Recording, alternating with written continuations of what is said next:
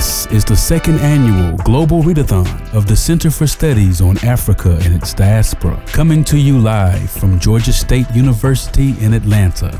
Prepare for an epic journey as we celebrate Black History Month and dare to crown the greatest book of all time. Here is our host, former CNN anchor and White House correspondent, Suzanne Malveaux.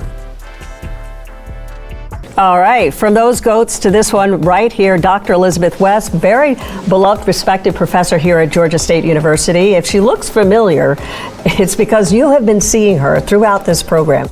Dr. West, welcome. Thank very you. much. It was great. We had a great chat the last time. We did. And now you guys have so much energy and attitude. I didn't know you were so competitive. Oh, we are.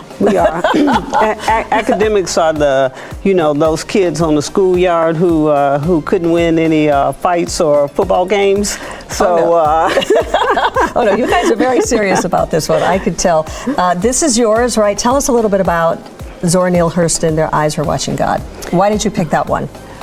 I picked it because it is one of the most eloquent works of African American vernacular, I think, that has ever been published. And I just wholly admire the way Zora Neale makes no excuses, no apologies for Black speech, for Black culture. And if you're going to read and love this book, and if you read it, you will love it, you've got to come to her world. You have to accept her language. And she just, she reels you in. I've never taught this book and had a class that didn't like it. I mean, it absolutely draws you in.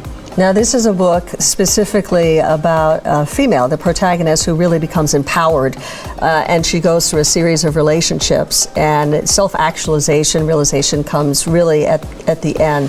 What's the appeal to the men folk in your classes? So how do they respond to this book? It actually is amazing to me. I taught it in the fall, and I was just amazed that the one young man who was in the class who got it, who spoke. I think he was the only male left in this class on. What happened to the others?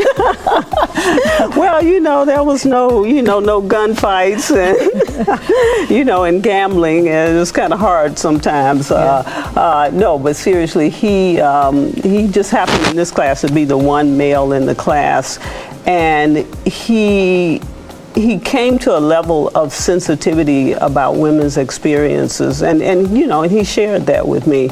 And he said it just brought him to an understanding and a light that he would not have otherwise come to without reading these works. And Hurston's heroine at the end, she emerges. It seems like it's going to be a love story, and I'm happy to say she washes all that away by the end, and she emerges alone, the woman, the victor. And I mean, you can't beat that.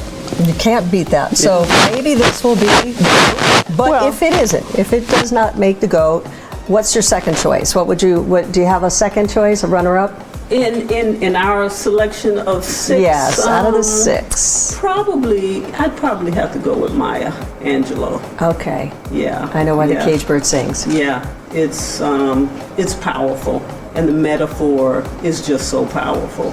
And when you think of the story that she's telling, a young girl sexually abused, feeling like that bird caged, thinking that there's no way out, but always looking out for something. Well, Dr. West, you and I this is 2 for 2 for this Read-a-Thon. I can hardly wait to see what we're going to do next year. I mean, I don't know how you top this one, but this is great. I'm sure you'll be at the center of it for sure. Yeah. All right, we'll see who wins. We'll see. Okay, she's making her plug, her pitch. That's right, Zora. All right, thank you so much.